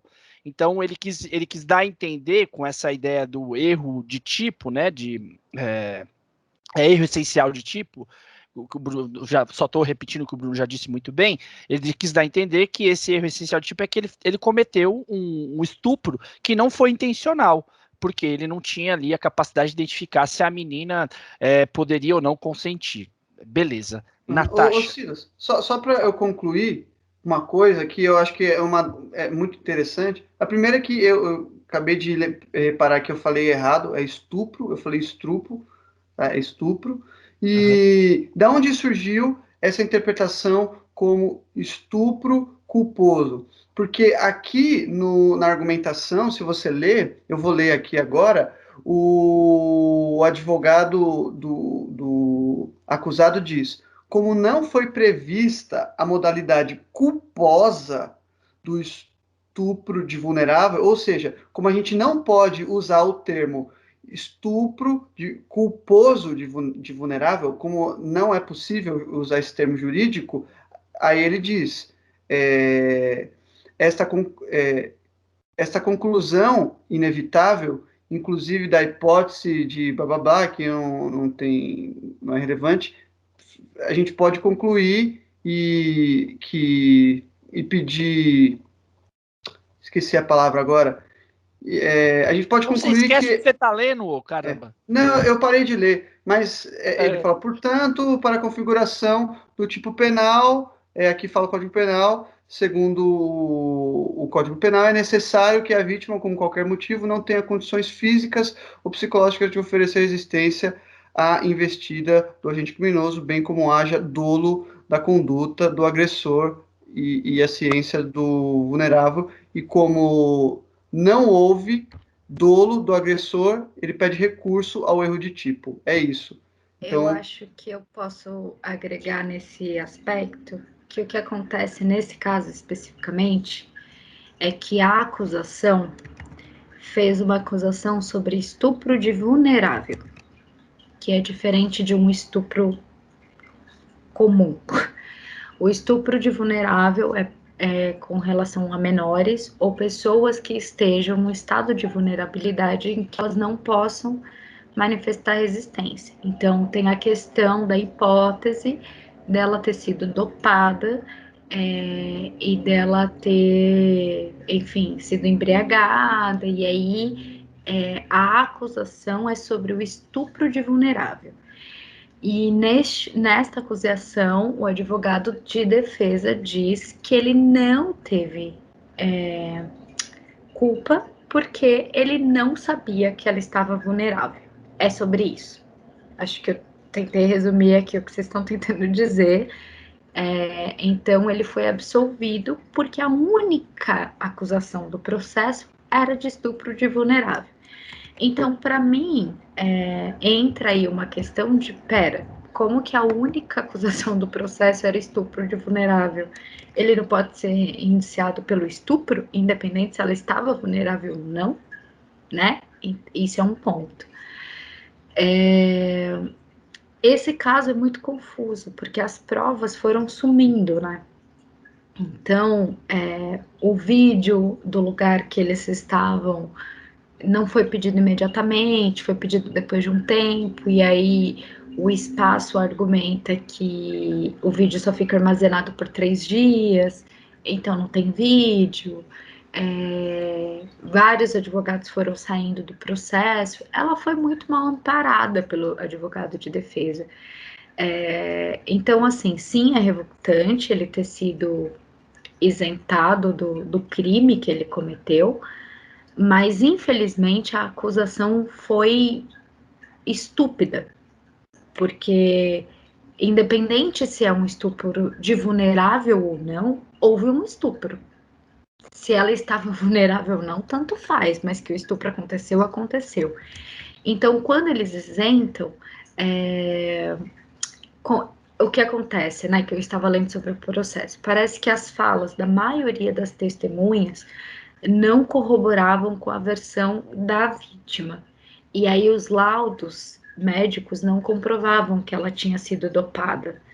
Então, eles usam isso como um argumento para dizer que não tinha como o Aranha saber que ela estava sob efeito alucinógeno. Então, ele foi absolvido, porque era estupro de vulnerável. Mas o que me deixa mais revoltada, além da absolvição dele, e dele não ter sido acusado por outros tipos, né, pelo estupro em si, é que, assim, eu não vi os vídeos, porque quando eu li as reportagens e li o que aconteceu com ela, eu já fiquei mal. Eu pensei, se eu ver esse vídeo, vai terminar de acabar com a minha semana, que já não tá das melhores, assim. É como que a justiça deixa uma mulher ser tratada do jeito que ela foi. Então, assim, primeiro que o advogado de defesa humilha ela. Tanto faz a foto que ela posta nas redes sociais, tanto faz as fotos que ela tem. Isso não deveria ser relevante no processo de estupro. Ou seja, de alguma maneira, o juiz, ao permitir que esse tipo de acusação fosse feita contra a vítima, alô, ela era vítima no processo, ele endossa a cultura do estupro, que é a culpa da mulher, é a culpa da roupa, é a culpa da foto, é a culpa do que a gente estava fazendo, onde eu estava, se eu estava bêbada. E não é sobre isso. Então, já é um absurdo que isso tenha acontecido dessa forma. E eu fico me perguntando, e o advogado de defesa desta vítima, que não para. É o promotor, né? É o É promotor um de justiça. promotor. Tá? Cara, ele deixa a mulher ser humilhada. Ela tem que pedir para parar de ser humilhada. Ela tem que pedir. Então, assim, qualquer pessoa que assista o processo vai ficar revoltado, porque, gente, não tem justificativa para você tratar um acusado dessa forma. Quando você lembra que ela nem é a acusada, que ela é a vítima, você fica, oi? O que está acontecendo? Fala, Ciro. Nath, e o fato de não ter, haver apenas homens no julgamento do caso, isso também é um fator que pende. A nossa justiça é uma justiça feita para os homens, né? Ela é feita por homens para os homens brancos, né? Vamos por esse detalhe aqui. Então, se ele fosse um homem negro, ele não teria nem chegado nesse processo, ele já estava preso, acabou, teria encerrado ali. Nem teriam ido verificar se ele tinha culpa ou não no cartório, se tinha dolo ou não, sabe? Ele já teria sido acusado. Então, é assim, eu acho que a primeira pessoa que atendeu ela foi uma delegada mulher que fez o que tinha que ser feito, mas dali para frente um monte de homem, né? E aí é uma família, a família Aranha é uma família super influente no meio jurídico. Então, assim, vários advogados assumiram o caso dela, vários promotores, e foram largando o caso no meio do caminho. E aí ela fica totalmente desamparada. Eu acho que essa notícia, para mim, além do cara ter sido isentado, mostra assim, né? Abre um precedente para todos os homens ricos, né? Que a gente traz. Eu vim aqui da última vez falar do Robinho, que é um homem rico, que num país como a Itália, eles foram atrás, grampearam o telefone e etc. Aqui as provas somem. Você entende? Aqui as provas somem. Como que você anda na rua em paz? Se no seu país as provas somem. Se o cara for rico, tudo bem ele te estuprar. E aí rola uma passação de pano pro cara, por exemplo, a própria Gabriela Prioli, meio que tentando, ei, peraí, mas vamos olhar aqui, vamos estudar o processo. Então, assim, quando o cara é rico, influente, conhece pessoas, as pessoas ficam meio passando pano mesmo. E ele, cara, ele estuprou a menina. Eu acho que ele não ter sido indiciado por estupro de vulnerável diante da falta de evidências, pode até ser compreensível, mas ele não ser indiciado nem por estupro? Oi? É como se a palavra da vítima não valesse nada. E aí eu pergunto, como é que a gente fala sobre abusos, sobre estupro, se quando a nossa palavra em nada é a mesma coisa? Deixa eu te fazer uma pergunta, Ana. Você acha, e aqui eu tô fazendo um caso hipotético, tá? E é uma Uhum. dúvida que a gente teve até antes do programa começar. A simples, não quero colocar um simples, mas apenas a palavra da vítima deveria ser suficiente para uma condenação, na sua opinião?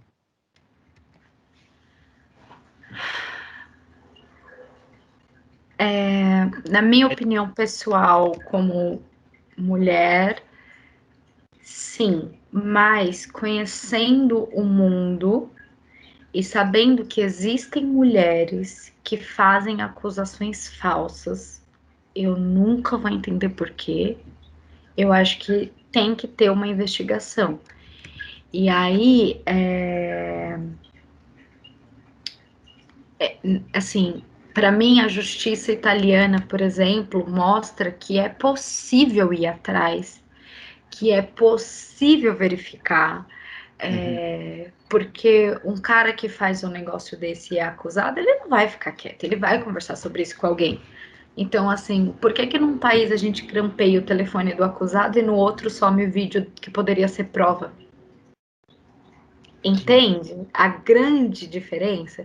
Porque existe um vídeo que poderia dizer ela tá mentindo, ela tá falando a verdade. Mas esse vídeo sumiu.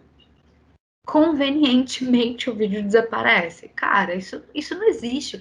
A vítima chegou na delegacia, o vídeo deveria ter sido solicitado imediatamente. Por que não foi? Porque era interessante que não fosse. Entende?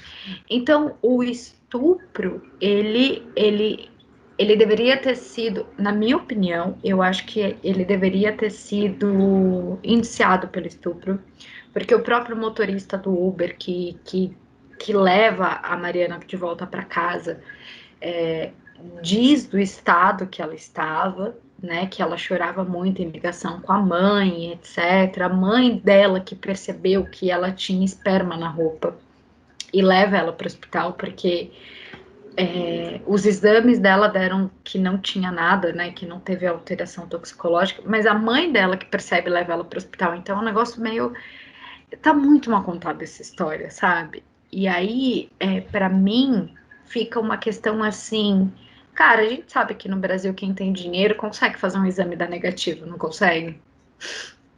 Consigo. O Bruno também atestou um fator, né, Bruno, a respeito do tempo, né, do exame, né? Eu acho que até tem uma ponderação de quem faz o exame, né, a respeito disso, não tem? Tem. No processo tem o exame integral. Toxicológico. E em anexo ao exame tem um documento do laboratório que explica, olha, as nossas declarações são, o exame de sangue, ele só consegue detectar drogas e substâncias em 24 horas, e o exame de urina, 72 horas. Acontece que aí nesse anexo está escrito que pode ser que tanto uma quantidade de álcool quanto algum tipo de droga não seja detectado, e isso porque não é a regra geral não é que sempre você detecte, mas a maioria das vezes, a maioria assim, 50, passando de 50% é detectado, mas não é uma regra acontecer de não ser detectado.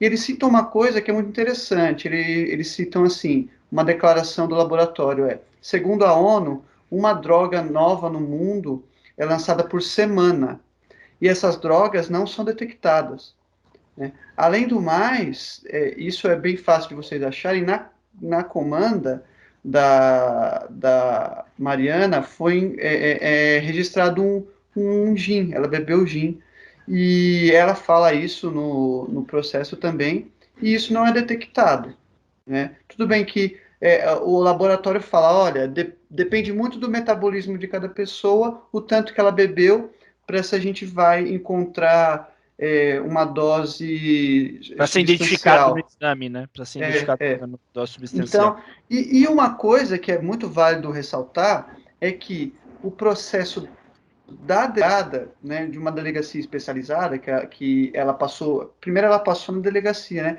A delegada fez ali um laudo e ela disse, a delegada constatou que no exame realmente não tem como dizer, não tem como encontrar alguma droga, mas se você levar em conta o depoimento do Uber, do motorista do Uber, o motorista do Uber diz que ela parecia que estava drogada. As mensagens de WhatsApp que são extremamente confusas, né? Que ela manda para as amigas, podem nos etc. dizer muita coisa, né? E a descrição da vítima. Então, o que a delegada fez? Ela pensou, olha, tudo bem, no exame não tem isso. A gente sabe que há uma margem de dar errado. E a gente tem essas outras provas, que são provas, as mensagens de WhatsApp são provas, os depoimentos das outras testemunhas são provas, né? Então a gente pode dizer que ela não estava em condições de deliberar, né? Então a delegada manda prender o Aranha. A delegada faz isso. Isso pode falar, desculpa. Não, então eu acho que considerar isso é muito válido. Esse tipo de investigação é válido. Além do mais, eu não consegui achar o documento, o processo da delegada, mas eu achei um depoimento dela. E diz que ela pediu a prisão do Aranha porque, além de ela encontrar provas de que ela podia não estar na sua condição de deliberar, ela encontrou muita falta de congruência, muita falta de conexão no discurso do Aranha, né? Então, primeiro ele mudou o discurso dele. Primeiro ele disse que não fez nada com ela. Depois ele disse que fez sexo oral nela. Aí vai mudando o discurso ao longo do tempo. E ela achou isso, exatamente isso que a Natasha falou. A delegada achou isso muito suspeito. Ele também não quis fornecer prova, né? Teve uma jogada aqui que eu achei sensacional, porque a lei diz que nenhuma suspeita é obrigada de produzir prova contra si. Mas também a lei não impede caiu um fio de cabelo aqui, vou pegar. O que a delegada fez? Ofereceu um copo de água para ele de vidro, e com a saliva que ficou, ele não quis, ele falou, não vou fornecer material genético meu. Ela, tá bom, quer uma aguinha? Pegou a água e conseguiu fazer os exames através disso. Então, os exames que tem é através disso. Então, só para complementar a informação, aí você fala, Natasha, perdão, é que o caso é muito estranho mesmo, porque houve a denúncia da delegacia, né? Houve uma denúncia, e o primeiro promotor de justiça acatou a denúncia. Era isso que eu ia denunciou o rapaz. É que no meio do processo esse promotor foi transferido para outra promotoria, e aí... Curiosamente, ele foi tirado do caso, assim. Aí o entendimento do novo promotor foi esse entendimento de que o Aranha não tinha como saber se ela estava em posse não tinha dolo. Então, só que a minha questão é, o que estava em jogo é apenas a capacidade da Mariana de oferecer a resistência? Entende? É só isso que estava em jogo? Porque prova de que ela foi estuprada, que teve sexo sem consentimento, isso os exames atestam. Isso foi atestado. Então, peraí. Você está me dizendo que você não vai acatar a acusação de que foi um estupro de vulnerável, porque, de acordo com este novo promotor, com este novo juiz, não tem prova suficiente. Beleza. A delegada anterior e o juiz anterior, eles achavam que tinha, mas o novo acha que não tem, né? Que, curiosamente, temos um novo juiz. Mas, e o crime do ato sexual sem ser consentido? Esse não foi julgado? É que eu vou... E que crime a Mariana cometeu para ser tratada da maneira que ela foi tratada, sem uma intervenção de ninguém na sala? Ninguém. Não tinha uma alma generosa ali dentro que pudesse dizer, opa, meu anjo, não é assim que se fala não, peraí, ela é a vítima.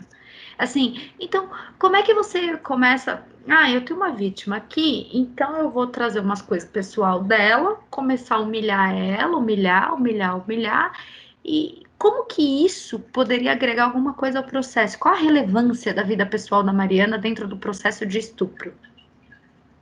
Esse é o meu questionamento. Qual a relevância da roupa que a vítima estava usando?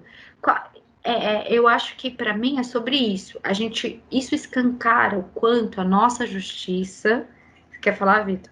Não, depois de você. Tá, é só porque para mim escancara o quanto a nossa justiça é machista, misógina, a ponto de permitir que o advogado faça acusações para a vítima. Tanto faz a vida pessoal da vítima, tanto faz, não é sobre isso. O processo não é sobre ela.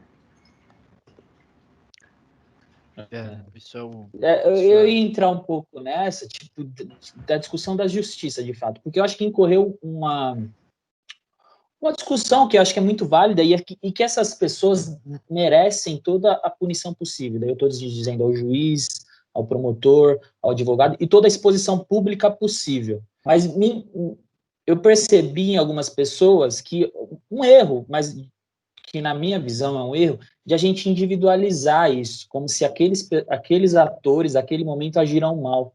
E a justiça em si, ela tende a funcionar muito bem. E daí eu retomo como iniciou o caso, acho que há 3 anos ou 4 anos atrás, de fato, que ocorreu, quando ela era ainda virgem e tinha, se não me engano, 21 anos.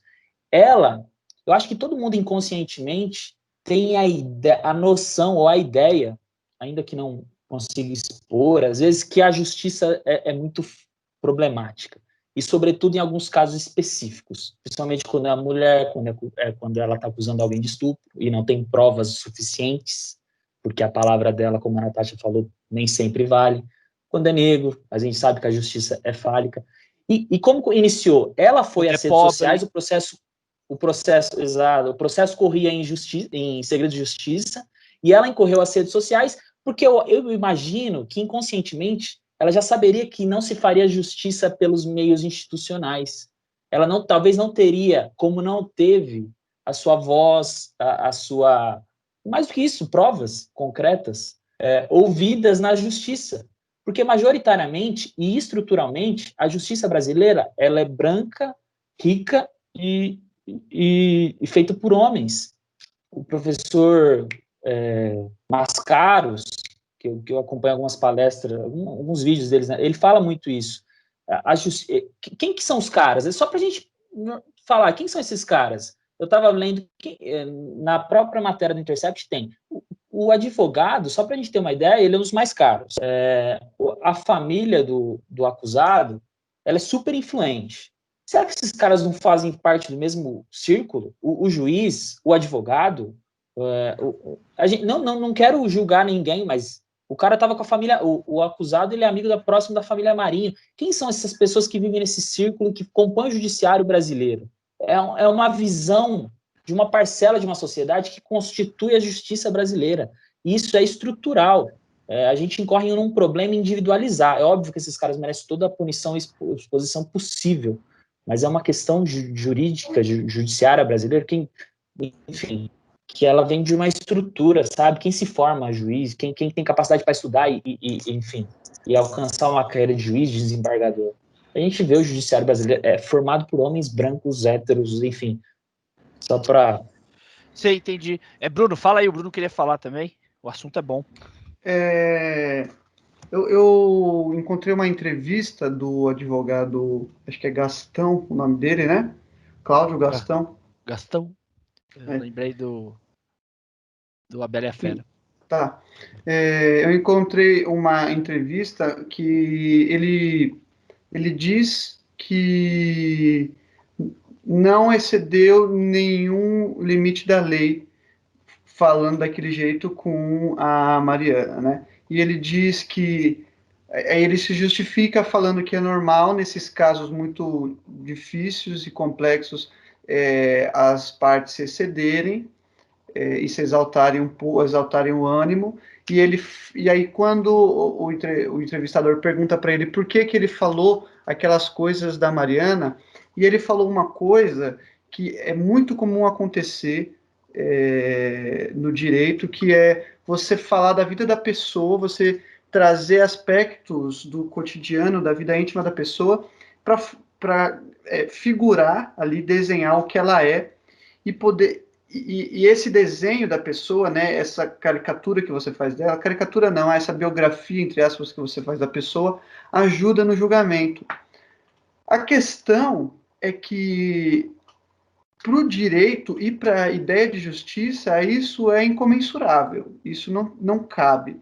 Por quê? A ideia de justiça é, você tem uma corrupção e você precisa julgar essa corrupção. Julgar o que realmente foi corrompido ali e qual é a verdade daquela corrupção, o que está por trás, você definir aquilo. Para a gente entender um pouco melhor, a palavra justiça é sinônimo de verdade. Então, justiça, a ideia de justiça é trazer a verdade do fato. Então, quando a gente pensa na verdade do fato, as pessoas que estão envolvidas, a moral daquelas pessoas, a moral pessoal, tá? É preciso dizer isso, a moral pessoal, a vida pessoal daquelas pessoas é indiferente. Eu vou dar um exemplo absurdo para isso ficar claro. Vamos supor que uma pessoa ela já foi presa por roubo. Indiferente qual é o roubo. Ela já foi presa por roubo, ela cumpriu a pena dela, ela saiu da cadeia e ela foi roubada.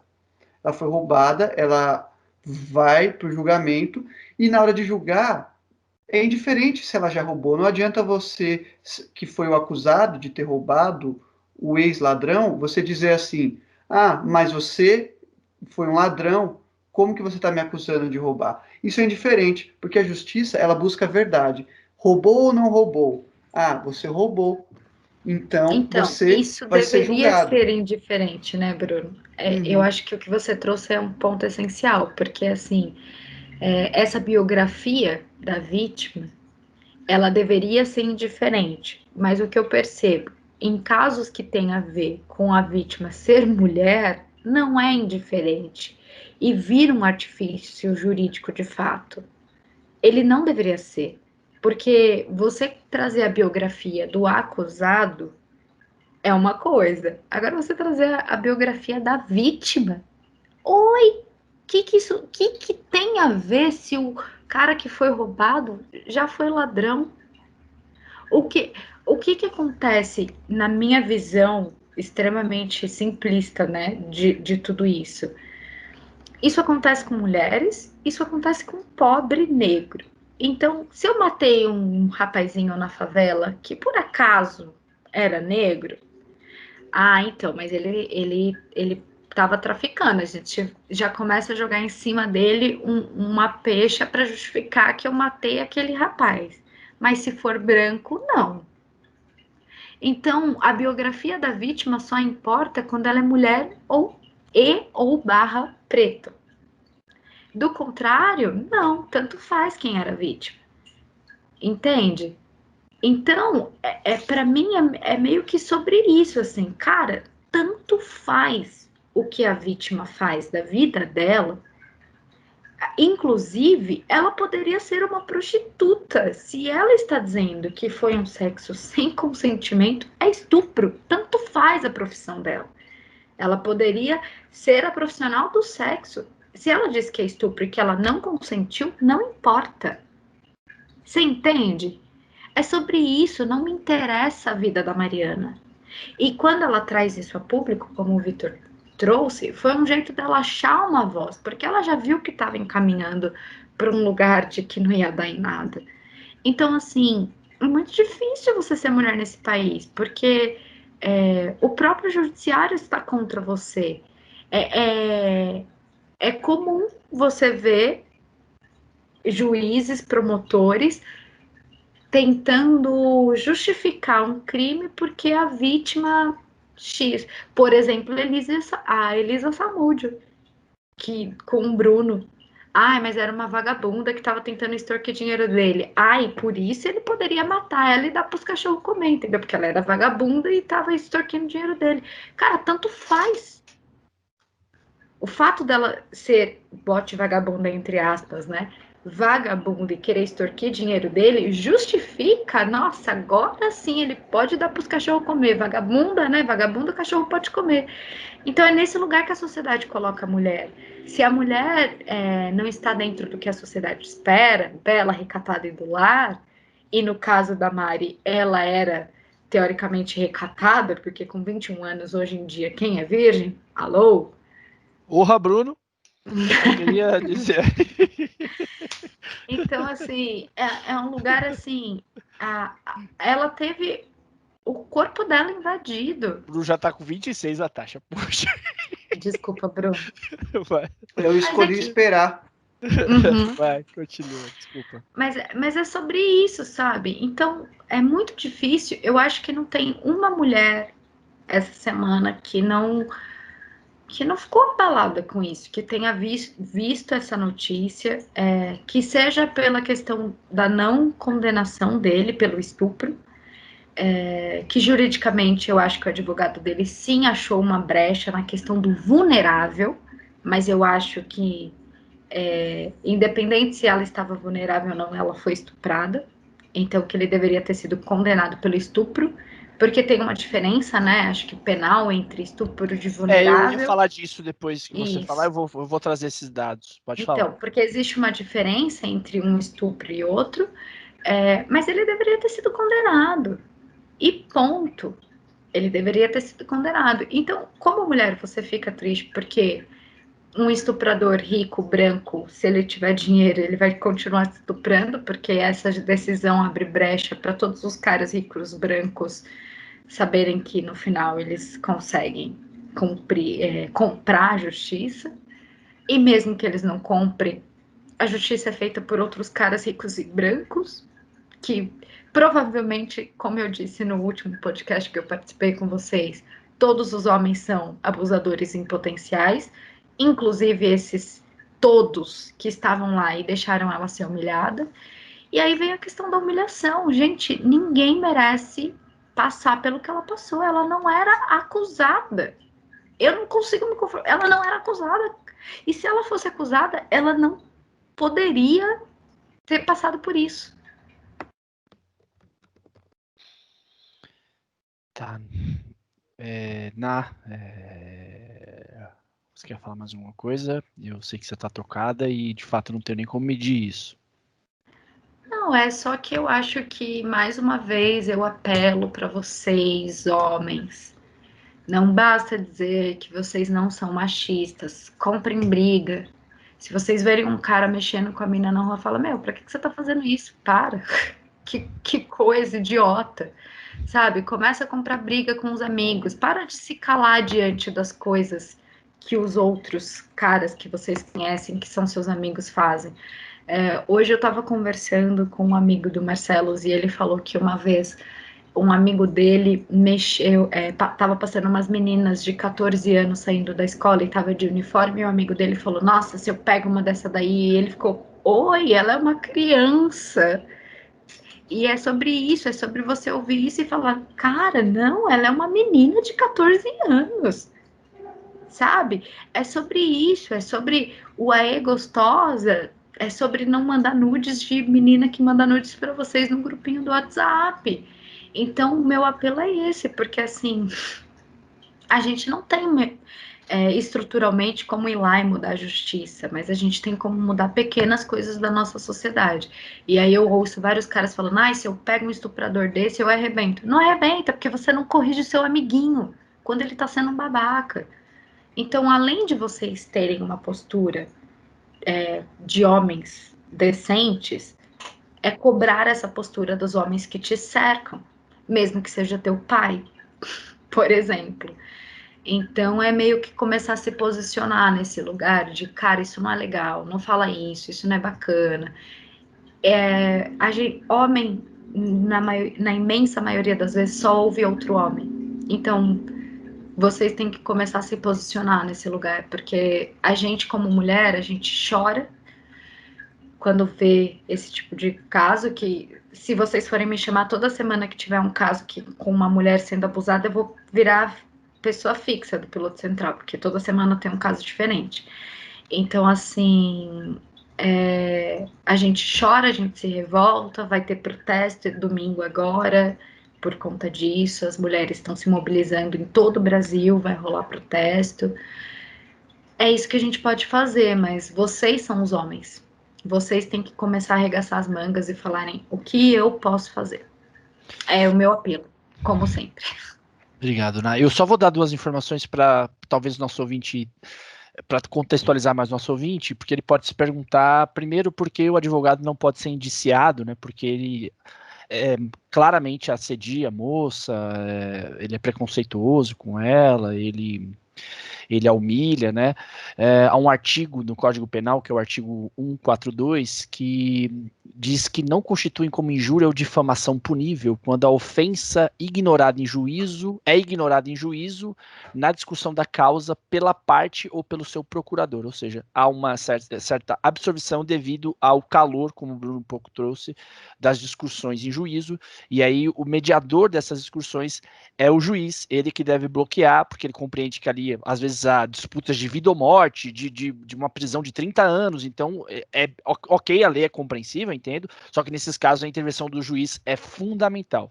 O juiz foi denunciado pelo Conselho Nacional de Justiça, que vai analisar um processo administrativo contra o juiz por causa da sua inadimplência na questão. A defesa da Mari recorreu à terceira vara criminal de Florianópolis e o recurso foi acatado e vai haver um Tribunal de Justiça, o Superior de Santa Catarina vai reanalisar o caso, então, devido à repercussão, ainda bem que vai reanalisar, mas a gente sabe que a realidade da maioria das mulheres não é essa, porque a Mari também é rica e a Mari teve essa chance porque ela conseguiu de algum modo alcançar as redes e alcançar também a mídia, e por isso o caso dela foi... Então, compõe esse contexto. E, por fim, eu queria dizer que as tipificações de estupro que existem na lei brasileira. O primeiro é o estupro, que é constranger alguém mediante violência grave ou ameaça. O segundo é o estupro vulnerável, que é o que a Natasha muito bem exemplificou. O terceiro é a violação sexual mediante fraude, é ter a conjunção carnal ou praticar o ato com alguém mediante a fraude ou meio que impeça ou dificulte a livre manifestação da vontade da vítima. E tem também uma tipificação nova, que é a importunação sexual, e fala sobre praticar o ato sexual contra alguém com o objetivo de satisfazer a própria lascívia ou de terceiro. Por exemplo, passar a mão no corpo de uma mulher, ejacular, como aconteceu, alguém ejaculando no ombro de uma mulher dentro de um transporte público. Entretanto, eu peguei um depoimento da delegada da Delegacia da Mulher do centro do Rio de Janeiro, do centro da capital do Rio de Janeiro, da cidade, a Ana Lúcia Barros, e ela dá um alerta, né? Vontade é algo que precisa ser externado. Não dá para tipificar nenhum crime sem a externalização do seu não consentimento. Então, talvez seja uma brecha na lei, mas se não há tipificação, se você não consegue externar e você não consegue comprovar a vulnerabilidade, não é classificado como estupro. Talvez seja o caso, talvez esteja uma falha na lei, mas há de fato um erro moral aqui, ético, claro. Porque, com todo respeito, é uma aberração a afirmação de que exista um estupro que não seja doloso, que não tenha intenção. Isso, para mim, é uma aberração, não faz sentido algum essa afirmação. Gente, talvez a gente tenha mais 5 minutos para qualquer afirmação. Se vocês não tiverem nada, eu quero agradecer a Natasha e pedir para ela, se possível, indicar um livro e também falar mais alguma coisa se tiver necessidade. E, eu quero que você... já te convido para o próximo programa, na expectativa que não tenha nenhum assunto referente a isso dentre os votados, porque eu não quero que você venha aqui para falar apenas disso. Eu sei que você tem muitas ideias a respeito de muita coisa, e eu acho que os meninos já estão de acordo, Bruno e Vitor, se tudo bem para vocês, a gente já reforçar um convite para a Natasha semana que vem, para ela participar e dizer que eu me toco com isso e eu quero e me comprometo, e o Vitor é meu parceiro ali num time de futebol, e eu acho que a gente já se comprometeu, a gente até conversava sobre isso, de qualquer movimento que tiver nesse sentido, a gente vai se posicionar. Eu já procuro fazer isso, confesso que procuro, mas confesso que é muito difícil, confesso por vezes eu também já fiquei muito quieto, mas eu vou lutar por isso, porque como seu amigo eu sinto sua dor e espero sentir isso é empatia. Bruno e Vitor querem falar alguma coisa para a gente deixar depois a Natasha terminar o programa? Se puder indicar um livro, eu agradeço também, tá, Ana? Vitor? vai falar aí? Ah, não, putz, eu não vou acrescentar mais nada, eu só queria finalizar a última fala, uma coisa que eu acho que não pode passar em branco, e que dentre as falas do advogado, ele fala que ela, então, externou o caso justamente porque ela ganha vida assim, enfim. Eu fico imaginando, acho que a Natasha deve ter uma visão muito mais clara disso, de como essa menina provavelmente vai ser taxada o resto da vida justamente por buscar justiça se expondo, né? E daí o cara usa isso como um método de oportunismo, como isso foi vil, Baixo. assim, e baixo, né? Mas é isso, todo apoio à causa e estamos junto, aprendendo e seguindo. Bruno, alguma coisa pra gente dar pra Natasha? Não, pode seguir. Obrigado, Ná. Sobre isso, assim, o Instagram que ela fazia as denúncias foi derrubado pela justiça, né? Ela tinha vários seguidores, enfim, e aí eles entraram com recurso de que ela não poderia manter a conta. Então tem essa questão ainda. Além dele usar isso contra ela, eles derrubaram a conta dela. Então eles são muito sacanos. Eu vou indicar um livro que eu não tenho conseguido ler muito, né? Quarentena com bebê, home office com bebê, a gente lê que horas, né? Quando eu tenho tempo livre, eu só quero morrer, assim, né?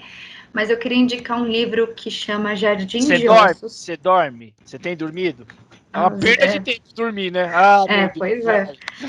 Que absurdo, vai. O livro que eu quero indicar é O Jardim de Ossos, da Tess Gerritsen. É um romance policial, assim. A Tess é uma escritora sensacional. Todos os livros dela são incríveis, assim. Eu acho que vocês indicam muitos livros filosóficos, eu venho aqui indicar um romance. É um romance muito interessante para quem gosta de romance policial. Quem tem estômago fraco não vai conseguir, que tem crime. Geralmente os livros da Tess têm serial killer, enfim. E eu gosto muito desses livros. É uma leitura deliciosa e é isso. Leiam e contem pra mim o que vocês acharam.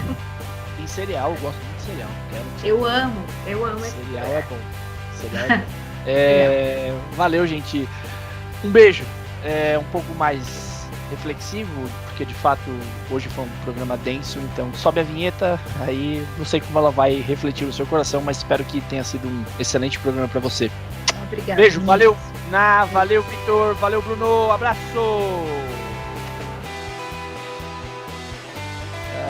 Agora eu corro pra minha fazenda, eu vou todinho, tá?